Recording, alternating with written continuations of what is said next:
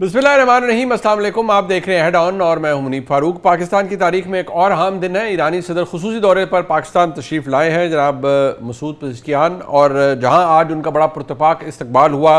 पाकिस्तान की पूरी क़ियादत ने उन्हें रिसीव किया। कुछ देर पहले उनकी फील्ड मार्शल सैयद आसिम मुनीर से भी मुलाकात हुई। पाकिस्तान के पार्लियामान के अंदर भी माहौल बड़ा गर्म रहा। अगर आप देखिए, जो आज खुसूसी ओकेजन था, जहां एक बहुत सेलिब्रेट करने वाला दिन था, पाकिस्तान ने बरादर इस्लामी मुल्क ईरान के जो सदर हैं उनका पुरतपाक इस्तकबाल किया, 21 तोपों की सलामी दी। वहीं आज आप पार्लियामान के अंदर कुछ जो पार्ट्स थे वो हमने आपको दिखाए। जो आज स्पीकर कौमी असम्बली और लीडर ऑफ द अपोजिशन के दरमियान भी एक तल्ख, मैं समझता हूँ, जुमलों का तबादला हुआ, जिसमें लीडर ऑफ द अपोजिशन ने कहा कि आप लोग तमाम आइन को रोंदने वालों में शुमार होते हैं और आप सब ने आइन की खिलाफ वर्जी की है, जिसका जवाब फिर जनाब अयाज सादिक साहब ने दिया बतौर स्पीकर कौमी असम्बली। जहाँ बातें मुज़ाकरात और इन तमाम चीज़ों के हवाले से हो रही हैं, वहाँ सबसे बड़ा इशू एक ही है, वो ये कि पाकिस्तान तहरीक इंसाफ ये समझती है कि ये हुकूमत जायज़ नहीं है। लेकिन आज जनाब वज़ीर आज़म ने आज as leader of the house, as the prime minister, जो गुफ्तगू पार्लियामान के अंदर की, उससे शायद मेरे ख्याल में अब कुछ ढका छुपा नहीं है। वज़ीर आज़म पाकिस्तान इस हवाले से क्या फरमा रहे हैं, ज़रा सुन लीजिए। 2018 के इलेक्शन की तहकीकात कर लें, अगर उसमें भरपूर तौर पर वो जादूगरी नहीं हुई और बक्से नहीं भरे गए और पट्टे पहनाकर लोगों को इस्लामाबाद नहीं लाया गया और धमकियां दी गईं, अगर वो लेजिटिमेट गवर्नमेंट है तो ये भी लेजिटिमेट गवर्नमेंट है। अच्छा जनाब, मैं अब अपने दोनों मौजूद मेहमानों का तारुफ करवा देता हूँ। मेरे साथ मौजूद हैं जनाब बैरिस्टर अकील मलिक साहब, वज़ीर मुमलिकत हैं बराए कानून व इंसाफ। बहुत शुक्रिया जनाब अकील मलिक साहब आपका। और जनाब शफीउल्लाह जान साहब हमारे साथ मौजूद हैं, सूबाई वज़ीर इत्तलात हैं खैबर पख्तूनख्वा हुकूमत, और पाकिस्तान तहरीक इंसाफ की नुमाइंदगी भी कर रहे हैं। बहुत शुक्रिया शफी साहब आपका भी। मैं एक बात शफी जान साहब आपसे जानना चाहूँगा सबसे पहले, क्योंकि आज वज़ीर आज़म पाकिस्तान ने एक किस्म का, अगर मैं ये कहूँ, एक्नॉलेज कर लिया है। उन्होंने कहा कि भाई आप, एक तो ये कि 2018 के अंदर अगर आपकी हुकूमत जायज़ थी तो फिर आज की हुकूमत भी जायज़ है। नंबर 2, वो ये कह रहे हैं कि आप पहले 2018 का इलेक्शन ऑडिट करवा लीजिए, फिर 2024 का करवा लीजिए, दूध का दूध और पानी का पानी हो जाएगा। ये मामला खुला है तो दूर तक जाएगा। I think it's a good offer. या तो आप एक काम करें, क्विकली 2018 की बेज़ाब्तियों को भी मान लें और फिर हुकूमत पर दबाव डालें कि वो 2024 की माने। बिस्मिल्लाहिर्रहमानिर्रहीम। सबसे पहले आपका शुक्रिया। जहाँ तक प्राइम मिनिस्टर की ये बात है तो बिल्कुल बात बड़ी वाज़ेह है। हम तो 2013 में भी 4 हल्कों का कह रहे थे कि 4 हल्के खोले जाएं, नहीं खोले जा रहे थे। बिल्कुल अगर ये चाहते हैं कि 18 के जो हैं रिजल्ट्स या 18 का इलेक्शन को खोला जाए तो बिल्कुल हम एग्री करते हैं, बिल्कुल खोलते हैं। फिर इस तरह करते हैं कि 24 के कुछ हल्के हम बताते हैं, 18 के कुछ हल्के ये बता दें। हम 18 का भी खोल देते हैं, 24 का भी खोल देते हैं, फिर 13 का भी ये खोलें। 13 में जो हल्के हम कह रहे थे खोलने को, वो हल्के ये खोल दें, तो दूध का दूध और पानी का पानी हो जाएगा। अब मुनीब साहब, ये बात किसी से ढकी छुपी नहीं है कि 24 में किस तरह ये 17 सीटों पे विराजमान होके पूरे पाकिस्तान पे अजाब की तरह ये मुसलत हो गए हैं। अच्छा, अब ये तो आप अपना माइक ले जाएं और आप इनके हलकों में चले जाएं, मियाँ शहबाज शरीफ के हल्के में चले जाएं, मरियम सफदर के हल्के में चले जाएं, नवाज शरीफ के हल्के में चले जाएं। आपको जो हल्के की अवाम है वो ही बताएंगी कि ये किस तरीके से जीते हैं। अच्छा। क्या किसी को नहीं पता कि नवाज शरीफ के जो आरओ था वो रात को 3 बजे क्यों चेंज किया गया? क्या सबको नहीं पता कि मरियम सफदर महर शराफत से हारी हुई हैं? क्या सबको नहीं पता कि नवाज शरीफ जो है वो यास्मीन राशिद से हारा हुआ है? फिर हमने तो ट्राइब्यूनल में केस भी किया था। यास्मीन राशिद का केस इसलिए रिजेक्ट हुआ कि उनके जो दस्तखत थे वो उन्होंने खुद नहीं किए, ये उज़र बनाया गया। ना कोई डब्बा खोला गया, ना कोई फॉर्म 45 को देखा गया। बात बड़ी वाज़ेह है। अगर ये कहते हैं कि हमने 18 का खोलना है, हम तो कहते हैं 13 का भी खोलें, 13 भी खोलें, 18 भी खोलें, 18 से भी शुरू कर दें। तो आप कहते हैं चंद हल्के खोलें, पूरा इलेक्शन ऑडिट आप नहीं कहते, आप कहते हैं सिर्फ चंद हल्के खोलें। नहीं, बिल्कुल पूरा इलेक्शन खोलें, हमें इस पे भी इतराज नहीं है। ठीक है। 24 का इलेक्शन जो खुलेगा तो उसके बाद ये मुंह दिखाने के काबिल नहीं रहेंगे, ये खुद कहेंगे कि 18 का ना खोलें। बिल्कुल हम तैयार हैं, हम खोले 18 का। मतलब पीछे से खोलेंगे ना, वो शायद आपके बारे में ये सोचें कि 2018 का इलेक्शन अगर खुल गया तो आपकी क़यादत मुंह दिखाने के काबिल नहीं रहेगी किसी को। बिल्कुल, पहले 18 का कॉल है, फिर 24 का कॉल है। ठीक है, पहले 24 का कॉल है या 18 का कॉल है, हम तो दोनों सूरतों में एग्री करते हैं। ठीक है। देखिए, खोलने से ना खोलने से ये एक अलग बहस है। ये खोलना चाहते हैं, बिल्कुल खोलें। ठीक है। आप मीडिया में हैं, आपको बेहतर पता है, आप कब से तमाम चीजों को कवर करते हैं। आप अपना माइक ले जाएं, आप अपने किसी रिपोर्टर को भेज दें, वो माइक जो है लाहौर के किसी के हलके में भेज दें। इन तीनों के जो शरीफ फैमिली है, इन तीनों मेंबरान के आप हलकों में माइक भेजें और वहां की आवाम क्या कहेगी वो जरा मीडिया पे आप चला दें। ठीक है। फिर आप वही माइक जो है इमरान खान साहब के मुतालिक या उनके मेंबर्स के मुतालिक जिस हल्के में भेजना चाहते हैं आप वहां भेज दे। वहां आवाम क्या कहती है तो लग पता जाएगा, दूध का दूध और पानी का पानी हो मतलब जाएगा। ठीक है, कुछ जो 2018 की ऑब्जर्वेशन है वो भी आ जाए, ये भी आ जाए। मैं अकील मलिक साहब, वैसे वज़ीर आज़म साहब ने आज खुद, क्योंकि वहाँ पर शायद आप तो शायद पार्लियामान में मौजूद होंगे, ज़रा हमें गाइड भी कीजिएगा कि वहाँ शायद नारे लग रहे थे धांधली के, तो वज़ीर आज़म साहब ने कहा, एंड आई वुड से अपने 3rd ईयर में तीसरे साल तीसरा बजट इस टर्म का आप पेश कर रहे हैं और उसके अंदर वज़ीर आज़म साहब ने ये फरमाया है। अब इसके ऊपर एक ये ख्याल भी किया जा रहा है कि शायद ये एक एडमिशन है वज़ीर आज़म साहब की जानिब से कि हाँ भाई, अगर आपका 2018 वाला जायज़ है तो फिर इस तरह ये भी हमारा जायज़ है। अगर आप उसकी गलती मानते हैं कि वो धांधली ज़दा है तो फिर ये भी धांधली ज़दा है। ये it's some sort of an admission जिस तरह से इसको लिया जा रहा है। बिस्मिल्लाहिर्रहमानिर्रहीम। मुनीब साहब बहुत बहुत शुक्रिया। देखें, एडमिशन की बात नहीं है, बात यह है कि 13 से शुरू करें। मैं तो 18 पे भी नहीं जाऊंगा और इनसे पूछें कि वो 4 हलके जो ये कहते थे वो 4 हलके किसने बताए थे इनको। आप भी बखूबी वाकिफ़ हैं और आप भी बड़े जय्यद सहाफ़ी हैं और आज से सहाफ़त नहीं कर रहे, आप बड़े अरसे दराज से सहाफ़त कर रहे हैं। जिस शख्स ने 4 हलकों का कहा था या जिन कुव्वतों ने 4 हलकों का इनको कहा था कि इन 4 हलकों पे हाथ रखें तो फिर जो चेंजिंग हुई होगी वो नज़र आ जाएगी। फिर तो हमारे जीते हुए लोगों को 13 में भी हराया गया, इसी तरह वो 35-50 वाला ड्रामा भी किया गया। फिर कम 2018 में हमारी हुकूमत के साथ जो किया गया, 2016 में मियां मोहम्मद नवाज शरीफ को जिस तरीके से निकाला गया, इस मुल्क को जो इसकी मुल्क की सिमत थी अपनी इकोनॉमिक ट्रैजेक्टरी से उस पटरी से उतारा गया। उसके बाद फिर आप देखें कि क्या मामला किए और इमरान खान साहब उस टाइम दन दनाते कहते थे और ये ज़बान ज़द आम बात थी और वो कहते थे कि मैं प्राइम मिनिस्टर इलेक्ट हूँ, कि मुझे एश्योरेंसेस दी गई हैं और मुझे रीअश्योर किया गया कि मैं ही प्राइम मिनिस्टर हूँ। तो उस पूरे निज़ाम को डीरेल करके और फिर उनको इंस्टॉल करना, तो वज़ीर आज़म तो उसकी तरफ इशारा किया और कहा कि अगर आप कहते हैं कि ये पार्लियामान जाली है तो इस पार्लियामान का आप हिस्सा हैं, यहाँ पे आके आप तकरीरें भी करते हैं, इन कमेटीज़ में भी बैठते रहे, इधर आके आप मरात भी लेते रहे, सब कुछ करते रहे और अभी भी ले रहे हैं। अच्छा। लेकिन आप कहते हैं ये 2024 की असम्बली अगर जाली है, तीसरा साल आ चुका है, तीसरा बजट पेश हो रहा है और फिर उसमें तो जिस तरह आप ये कह रहे हैं तो 18 की भी आपकी जाली थी और 18 में तो RTS RMS और जो रिज़ल्ट मैनेजमेंट सर्विस थी, रिज़ल्ट ट्रांसमिशन सर्विस थी, जिस तरह बिठाया गया भोंडे तरीके से, आपको पता है 2-2 3-3 दिन रिज़ल्ट ही नहीं आए थे। ये तो हमें ताना मिलता है ना कि 8 से 9 फरवरी, तो वहाँ पे आपको पता है कि जिस तरह मैनेज किया गया था, सारे मामलात किए थे।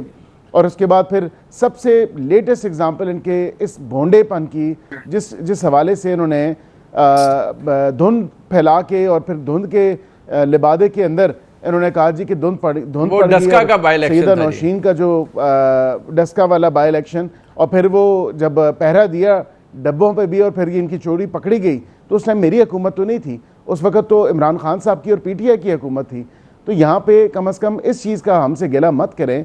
अब एडमिशन की बात, मैं उस बहस में नहीं जाऊँगा कि एडमिशन था या नहीं था, लेकिन कुछ तल्ख़ हक़ाइक़ हैं और कुछ ऐसी चीज़ें हैं वो सामने आपको जक्स्टा पोजीशन में रखने की ज़रूरत है और देख के फिर आपको वाज़ेह तौर पर अकील मलिक साहब माज़रत के साथ वाज़ेह सर ये गुजारे आपकी बात करती है, माज़रत चाहता हूँ। देखिए दोनों सूरतों में ना ये तल्ख़ हक़ाइक़ किसी एक तरफ नहीं है, अगर तहरीक इंसाफ की तरफ है तो आपकी तरफ भी है। मतलब सिंध साहब ने एक हम भी यहीं धक्के खाते रहे हैं तो अंदाज़ा तो सबको हो जाता है ना कि 2024 के इंतखाबात के अंदर क्या माहौल था, इंतखाबात से पहले क्या माहौल था। जिस तरह आपने कहा मियां नवाज शरीफ साहब को نکالنے کے لیے یا ان کے خلاف 2016-17 کے اندر بہت کچھ ہوا, رائٹلی سو بالکل ہوا, ہمیں نظر آتا تھا, 2014 کے دھرنے بھی ہمیں نظر آتے تھے. اسی طرح ہمیں 2024 کے انتخابات سے عین کچھ دن پہلے عمران خان صاحب کی ایک نہیں بلکہ دو کیسز کے اندر کنوکشنز بھی نظر آئیں, اور وہ کیسز جو بعد میں اوور ٹرن ہو گئے عدالتوں میں جا کر. تو یہ سب کچھ بھی ہسٹری نے ریپیٹ کیا خود کو, لیکن بھونڈے انداز میں کیا. یہ سیلیبریٹ کرنے والی بات تو دونوں طرف نہیں ہے. آپ دونوں کی طرف معذرت کے ساتھ تلخ حقائق موجود ہیں. آپ دونوں یہ نہیں کہہ سکتے کہ 2018 کا الیکشن بھی بڑا شفاف تھا اور 2024 کا بھی بڑا شفاف تھا. نہیں, آپ بالکل درست کہہ رہے ہیں. میں نے کبھی یہ نہیں کہا کہ شفافیت کے حوالے سے, میں نے تو ایک ٹریک ریکارڈ بتایا ہے کہ 13 میں کیا ہوا, 18 میں کیا ہوا, پھر 24 پہ جو بات کی جا رہی ہے. میں یہ نہیں کہہ رہا کہ اس میں انوملیز نہیں ہوئیں, بالکل اس میں انوملیز ہوئیں, اور اس میں جو تمام تر معاملات ہیں وہ سامنے ہیں. لیکن یہ چیز کہہ دینا کہ نہیں صرف 24 کا ہی جو ہے دھاندلی زدہ تھا اور باقی سارے الیکشن بڑے ہی ایسے ہوئے ہیں کہ مثالی الیکشن تھے, تو ایسا مت کہیں. جہاں آپ کو اگر کوئی چیز بینیفٹ کرے تو پھر اس پہ خاموش رہ جانا یا اس کو سائیڈ لائن کر دینا یا اس کو اوور لک کر دینا یا اس کی طرف توجہ نہ موصول ہونا, تو یہ بھی تو نہیں ہونا چاہیے. جو غلط ہے وہ غلط ہے اور غلط کو غلط کہنا چاہیے. ایک بات شفیع جان صاحب, یہ تو چلے وزیر اعظم نے کہہ دیا, آپ نے کہا کہ جی بالکل کروا لیں, آپ نے کہا پیچھے بھی چلے جائیں, وہ بھی کہہ رہے ہیں پیچھے چلے جائیں. میں ذرا آپ کے سامنے رکھنا چاہوں گا, ایک طرف حکومت یہ کہتی ہے کہ جی ہر ایشو پر بات کریں, دوسری طرف وزیر مملکت داخلہ کہتے ہیں نہیں جی ہر چیز پر لیکن مائنس NRO. ذرا سن لیں پہلے جو وزیر مملکت داخلہ کیا کہہ رہے ہیں, رانا ثناء اللہ صاحب کیا کہہ رہے ہیں, سن لیتے ہیں. میں نے بہت دیر پہلے کہا تھا, میں نے اس وقت بھی کہا تھا چھوٹا منہ بڑی بات. جس میز سے یہ اٹھ کے جا رہے ہیں یہ اسی میز پر واپس لوٹیں گے اور یہ واپس آپ کو لوٹتے بھی نظر آئیں گے, اور وہاں سے بات چیت کا آغاز بھی کریں گے جہاں سے یہ توڑ کے گئے تھے. لیکن بات چیت دوبارہ میں کہہ دوں مائنس NRO ہو, مائنس NRO ہوگی, جبکہ رانا ثناء اللہ صاحب کہتے ہیں کہ ہر ایشو پر بات کرنے کے لیے تیار ہیں. ذرا سن لیں. وزیر اعظم دوبارہ ہاؤس میں انہیں یہ آفر کی ہے کہ ہمیں بیٹھ کے بات کرنی چاہیے, جس ایشو پہ بھی چاہتے ہیں آپ بات کریں, وہ ہر طرح کی بات سننے کو اور کرنے کو جو ہے وہ تیار ہے. جی شفیع جان صاحب, یہ دونوں باتیں اب یہ حکومت کی جانب سے کی جا رہی ہیں. چلے وہ باقی تو کلیمز اپنی جگہ, یہ آپ کو فرینکلی پارٹی کے اندر بھی ظاہری بات ہے, آپ ایک سینٹرل رول ہے آپ کا, آپ لوگوں کو لگتا ہے کہ حکومت سے بات چیت کا کوئی فائدہ ہے, عقیل ملک صاحب کی حکومت سے, یا آپ کو خالی چائے بسکٹ ہی پلائیں گے, یا کوئی واقعی ان سے بات کا فائدہ ہے؟ تو ہم دیکھیں منیب صاحب, ڈے 1 سے ہمارا سٹانس یہی ہے کہ اس حکومت سے بات کرنے کا کوئی فائدہ نہیں ہے. ہم کئی دفعہ چیزوں کو آگے لے کے بڑھے, بیرسٹر غور صاحب چیزوں کو آگے لے کے بڑھے, وہ ڈیڈ لاک کا شکار ہوئے. لیکن یہ تو ایک عام ذہن بھی یہ چیز نہیں مانتی, کیونکہ جب دو فریقین کے درمیان جب بھی بات ہوتی ہے منیب صاحب, تو آپ یہ دیکھتے ہیں کہ اگلی فریق کے پاس اختیار کتنا ہے. کیونکہ جب جرگہ ہوتا ہے یا کوئی بھی کنفلکٹ ہوتا ہے اور جب دو لوگ بیٹھتے ہیں جو ثالثی کا رول پلے کرتے ہیں, تو وہ بھی یہ چیک کرتے ہیں کہ میں جس سے بات کر رہا ہوں اس کے پاس اختیار کتنا ہے. ہم نے جب بھی ان سے بات کی ہے ہم نے ان کو بے اختیار پایا ہے. ہم نے جب بھی شہباز شریف سے عمران خان صاحب کے متعلق بات کی ہے, یا موجودہ حکومت سے جب بھی ہم نے عمران خان صاحب کے متعلق بات کی ہے, ان کے ملاقات کے حوالے سے, ان کی صحت کے حوالے سے, ذاتی ڈاکٹر کی رسائی کے حوالے سے, وکیلوں کے حوالے سے, ہم نے ان کو بے اختیار پایا ہے. آپ نے دیکھا ہوگا یہ بارہا مذاکرات کے لیے کہتے بھی ہیں, آفر بھی کرتے ہیں. اسپیکر قومی اسمبلی بھی آفر کرتے تھے کہ آپ ہمارا آفس استعمال کریں, آپ بات چیت کے لیے میز پہ بیٹھے. پھر وہی قومی اسمبلی کا اسپیکر تھا جو 5 مہینے لیڈر آف اپوزیشن کا نوٹیفیکیشن نہیں کر رہا تھا. اب کیوں نہیں کر رہا تھا؟ وہ اس لیے نہیں کر رہا تھا کہ مقتدرہ سے حامی نہیں بری جا رہی تھی.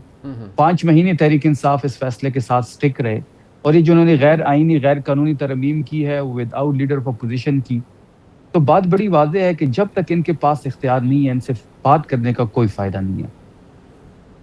اچھا نہیں, یہ جو مجھے ایک چیز جاننے کی بڑی اس میں آپ سے خواہش بھی ہے کہ اگر یہاں نہیں تو کیا آپ ساروں کو, کہ بیرسٹر غور خان صاحب تو اس دن بھی پارلیمان کے اندر کہہ رہے تھے کہ آپ نے آفر کر دیا, بات چیت کو آگے بڑھانا شروع کریں, اس کا مطلب ہے ان کو وہ ابھی بھی چاہتے ہیں گفتگو کرنا, بات کرنا چاہتے ہیں, جبکہ آپ کا موقف مجھے یہ لگ رہا ہے کیونکہ آپ ہر وقت جناب آفریدی صاحب کے ساتھ ہوتے ہیں, تو آپ لوگ شاید گیو اپ کر بیٹھے ہیں کہ ان سے بات کرنے کا فائدہ ہی کوئی نہیں ہے. گیو اپ نہیں کر بیٹھے ہیں منیب صاحب. پہلی بات یہ ہے کہ غور صاحب تو 3 دفعہ چیزوں کو لے کے آگے بڑھے. وہ ڈیڈ لاک کا شکار کیوں ہوئے؟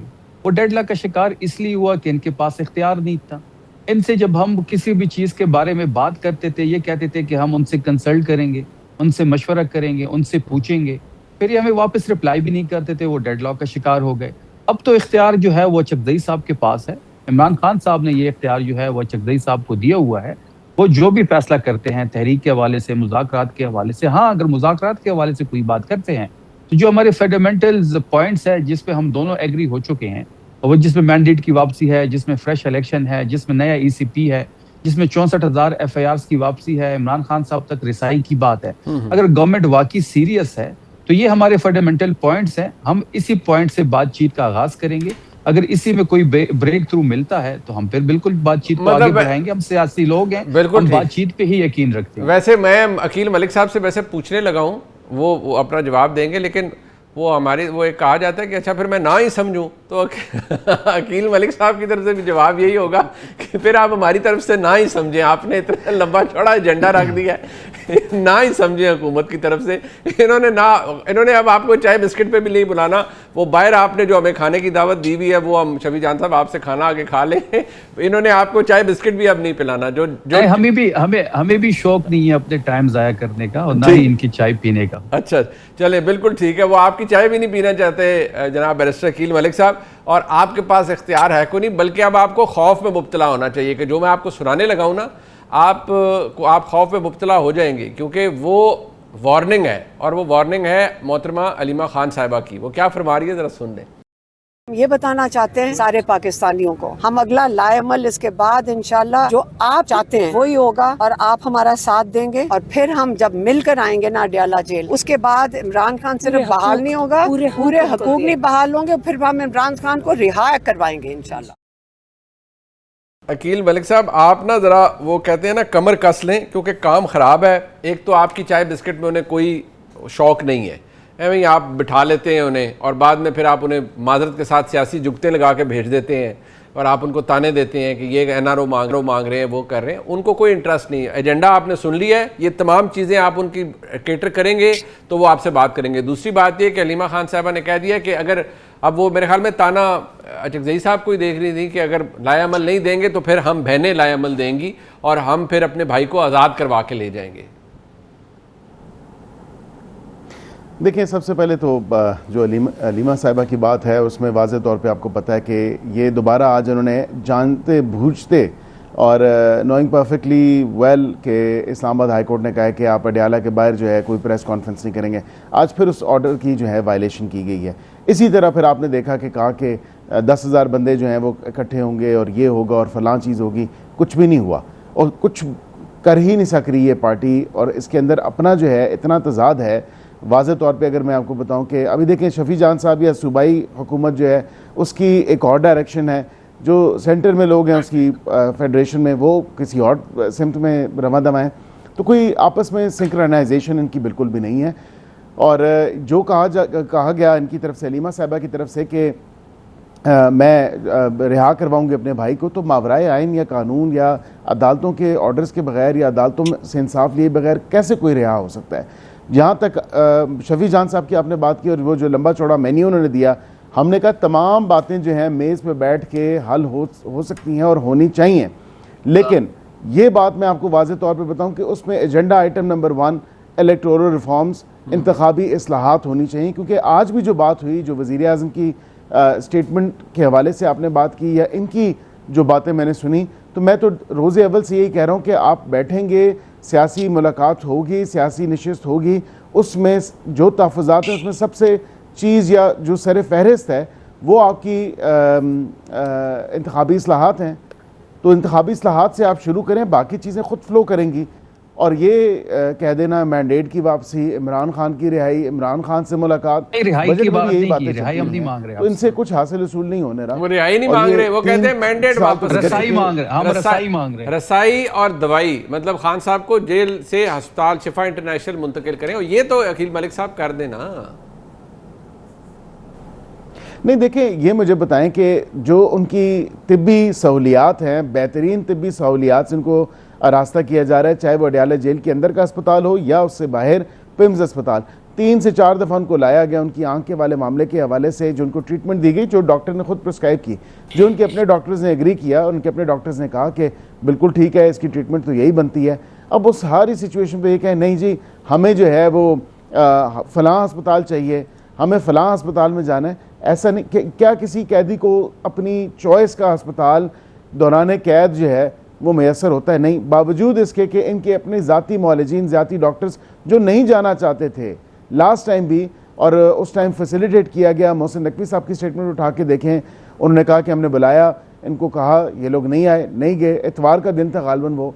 लेकिन यहाँ पे सियासी पॉइंट स्कोरिंग करने का मकसद नहीं है और ना सियासी पॉइंट स्कोरिंग होनी चाहिए। हक़ाइक़ को सामने रख के आगे चलना चाहिए, आगे बढ़ना चाहिए। जिस तरह तलाल चौधरी साहब ने, जो वज़ीर मुमलकत बराए दाखिला हैं, उन्होंने कहा यहाँ पे आके दोपहर में तनकीद करते हैं, रात को मिन्नतें करते हैं और मुलाकातों के लिए जो है फरमाइशें करते हैं मोहसिन नकवी साहब से।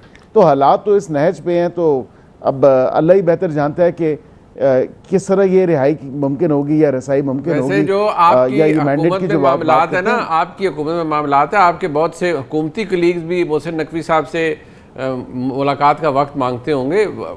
मतलब इसको इस तरह भी देख लेना, ज़रूरी नहीं सारे अपोजिशन से बहुत से आपके कलीग आपके बेंचेस से भी वक्त मांगते होंगे मोहसिन नकवी साहब से।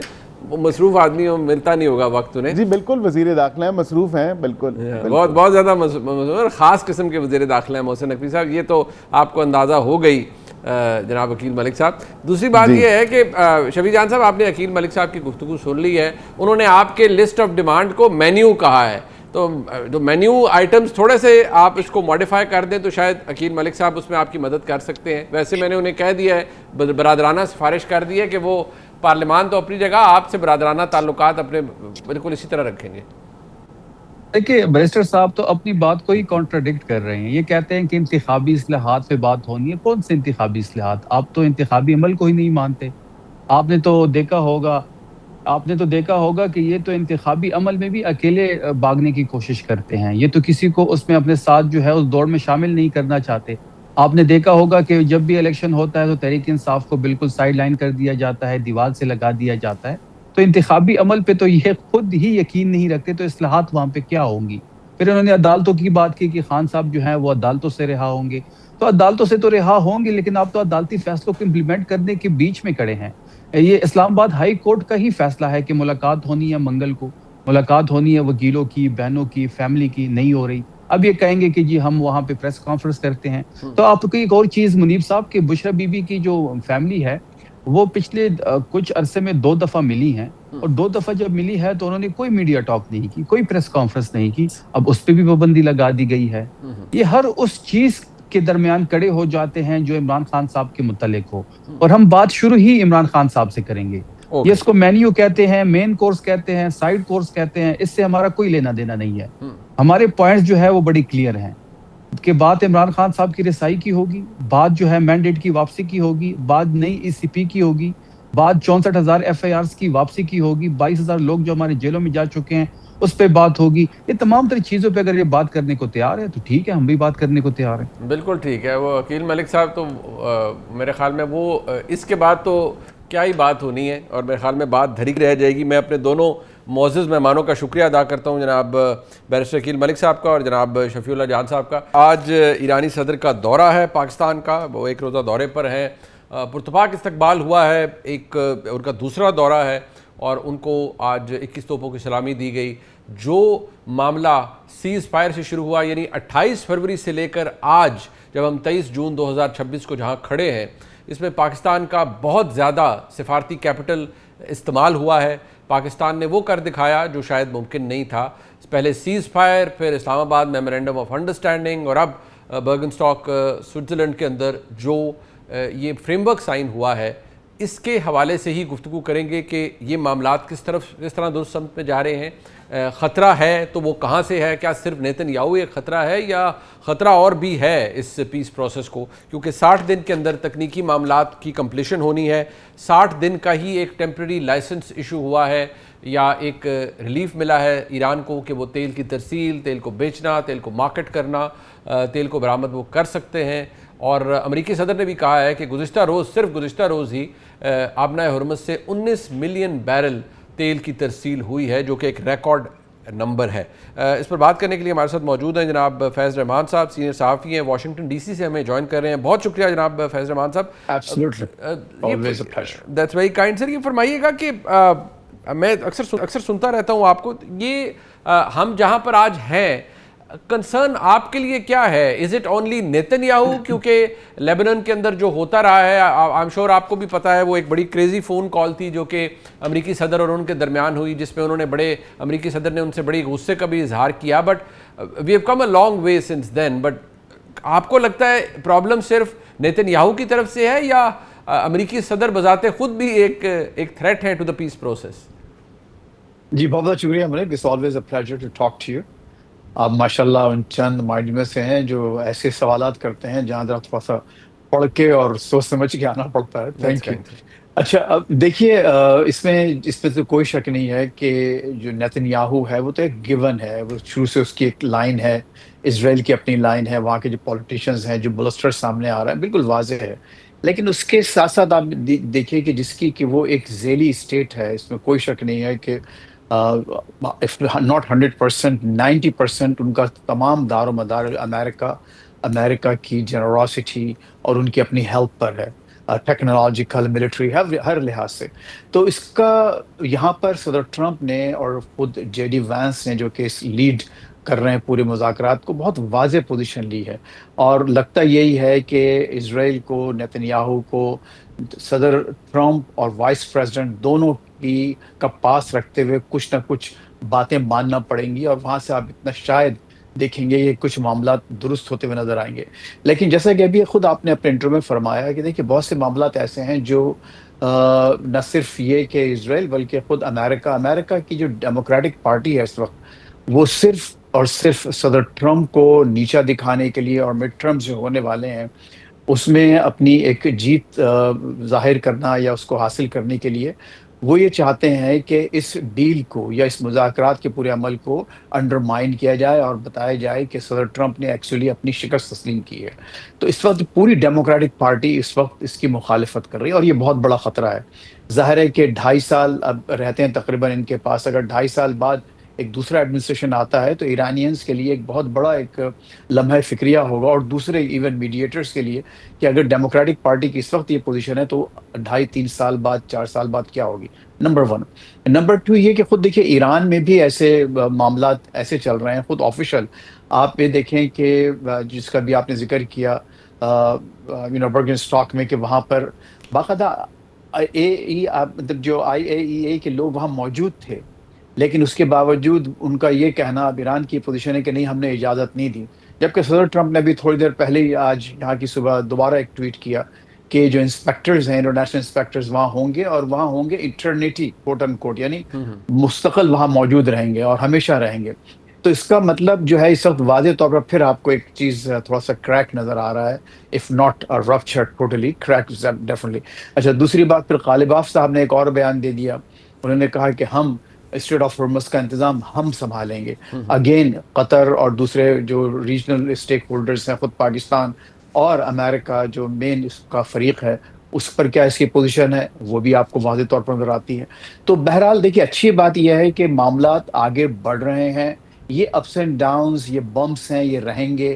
اور 60 دن کا جو آپ نے ذکر فرمایا ابھی, تو میرا اپنا خیال یہ ہے کہ پاکستان کی ریکویسٹ پر دوبارہ کوٹ ان کوٹ یہ جو پیریڈ ہے یہ دوبارہ بڑھے گا. اگر 60 روز میں معاملات طے نہیں ہوئے تو یقیناً بات آگے بڑھے گی. وار از اوور ان مائی اوپینین. اب ایسا نہیں ہوگا کہ امریکہ دوبارہ حملے شروع کرے گا یا کوئی اور اسرائیل کو اس بات کی اجازت دے گا کہ وہ حملے کرے. اور لیکن آج دیکھیے بلاکیڈ بھی انہوں نے باقاعدہ پورا فلی اٹھا لیا گیا ہے وہاں سے. جو امریکن بلاکیڈ جو ناکم بندی تھی اس کو بھی ختم کر دیا گیا ہے.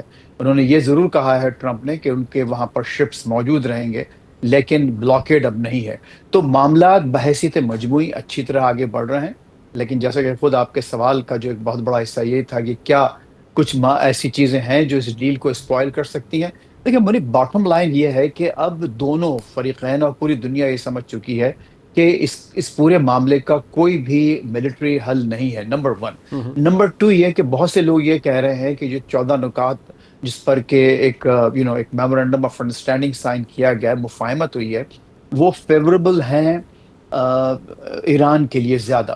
لیکن باٹم لائن یہ ہے کہ سب کے لیے ون ون ہے، اور وہ جو پوائنٹس ہیں لاجیکل ہیں، بلکہ جب وہ پوائنٹس آئے سامنے تو امریکہ نے یہی کہا، ایک مشہور شعر ہے، اس کا دوسرا مصرع شاید آپ نے بھی سنا ہوگا کہ میں نے یہ جانا کہ گویا یہ بھی میرے دل میں ہے، یعنی یہ سب کچھ ہمارے بھی مفاد میں ہے کہ ہم وہی کام کریں۔ اور دیکھیے امریکنز اس وقت جو کام کر رہے ہیں، خصوصاً ابھی جو جیرڈ کشنر کو انہوں نے کریڈٹ دیا ہے ٹرمپ نے، کہ جو پیسے امریکہ ریلیز کر رہا ہے، انفریز کر رہا ہے، وہ صرف ہوں گے میڈیکیشنز میں، ڈرگز میں اور فوڈ میں، یعنی یہاں کو سویابین اور کارن جو کہ امریکہ سے خریدا جائے گا۔ تو ایک اگین ایک ون ون سچویشن ہے اوور آل ہر ایک کے لیے۔ ٹھیک، تو یہ کہنا کہ کوئی ایک جیت رہا ہے اور کوئی ایک ہار رہا ہے اور دوبارہ جنگ شروع ہو جائے گی، تو وہ ہم میرا خیال ہے اب ہم اس فیز سے بہت آگے نکل آئے ہیں۔ اب یہی ہوگا کہ کس طرح سے نیگوشیٹرز جو ہیں وہ کس طرح سے، ہارڈ لائنرز اگر اس کو بالکل ہی برباد کرنے پر تلے ہوئے ہوں تو وہ ایک الگ بات ہے، لیکن معاملات میرا خیال ہے درستگی کی طرف جا رہے ہیں انشاءاللہ۔ ٹورڈز دی اینڈ ایک چیز میں ضرور جاننا چاہوں گا، جی نیتن یاہو، کیا انہیں نیتن یاہو کو ایک ٹائٹ لیش پہ رکھا جا سکتا ہے، کنسیڈرنگ کہ وہ لیبنان کے اوپر حملے کرتے رہتے ہیں اور ان کا ڈیفنس یہ ہے کہ حزب اللہ یہ کر رہا ہے وہ کر رہا ہے، سو آپ کو لگتا ہے کہ اب وہاں حملے نہیں ہوں گے، یا وہاں ایک that is a maybe a soft belly یا ایک ولنریبلٹی وہاں ہے؟ دیکھیے جو وہ ہمارے پاس نا طوطے کی، کسی کی جان طوطے میں ہوتی ہے، تو وہ طوطا جو نیتن یاہو کی جان یہاں پر جو ایک اسرائیلی لابی اور جوش لابی مشہور یہاں پر ہے اس میں ہے، اور یہاں پر آپ اس لابی، ان لابیز کے حوالے سے بہت ایک بڑا چینج، بہت ایک سی چینج جسے کہا جاتا ہے وہ آپ کو نظر آتا ہے۔ ایون فاکس نیوز پر اب باتیں جو ہیں اس لابی اور خصوصاً نیتن یاہو اور اسرائیل کے خلاف سننے میں آ رہی ہیں، جو کہ کبھی ہو ہی نہیں سکتا تھا۔ اب امریکی عوام اب اس لابی سے تنگ آ چکے ہیں، خصوصاً یوتھ، یعنی 70% سے زیادہ یوتھ جو ہے وہ بالکل اپوز کر رہے ہیں اس پورے معاملات کو، اور کھل کے وہ باتیں جو آج سے کچھ چند برس پہلے میں خود سوچ بھی نہیں سکتا تھا کہ وہ اس طرح سے پبلک اسکوائر میں کی جائیں گی، وہ ہو رہی ہیں۔ تو نیتن یاہو صاحب کی جان جو ہے اس طوطے میں ہے، اور اس طوطے کا یہاں پر برا حال ہے۔ تو جو لیش کی بات آپ نے کی ہے، میرا اپنا خیال یہ ہے کہ بلسٹر آپ کو سننے کو ملے گا وہاں سے یقیناً، لیکن ان کو نیتن یاہو کو ٹرمپ کی بات ماننا پڑے گی at the end of the day, there is no question about it. اگر وہ نہیں مانیں گے، جے ڈی وینس جو کہ لیڈ کر رہے ہیں اس وقت، بڑے مناسب آدمی لگتے ہیں باتوں سے، انہوں نے صاف صاف کہہ دیا ہے کہ آپ کے 2/3 ویپنز ہمارے ٹیکس پیئرز کے پیسوں سے جاتے ہیں، تو ہم وہ بھی ایک اشارہ۔ اچھا، پھر انہوں نے یہ بھی کہا، بہت بڑا اسٹیٹمنٹ ہے، بڑی پالیسی آپ کا شفٹ نظر آ رہا ہے، انہوں نے کہا کہ مڈل ایسٹ میں ہر ملک کو اپنے سیلف ڈیفنس کا حق ہے، صرف اسرائیل کو نہیں، تمام ممالک کو۔ تو یہ چیز آپ جو دیکھ رہے ہیں، تو میرا خیال یہ ہے کہ اسرائیل کا جو اسپوائلنگ جو ایک پوٹینشیل ہے وہ بہت حد تک کم ہو چکا ہے۔ مجھے جو اصل خطرہ ہے، جیسے خود آپ نے بھی فرمایا کہ خود ٹرمپ صاحب اگر کسی دن رات کو کوئی، اگر انہوں نے کوئی غلط خواب دیکھ کے اٹھ گئے اور معاملات کچھ دوسری طرف بڑھ سکتے ہیں، وہ ایک بہرحال ایران میں بھی اور امریکہ میں بھی یہ خطرہ ضرور ہے۔ ٹھیک ہو گیا، بہت شکریہ فیض رحمان صاحب، دیٹس ویری کائنڈ، آپ نے اپنا وقت دیا جی۔ پروگرام آپ نے دیکھا، اس کا فیڈ بیک ضرور دیجیے گا، دیکھنے کا بہت شکریہ، خدا حافظ۔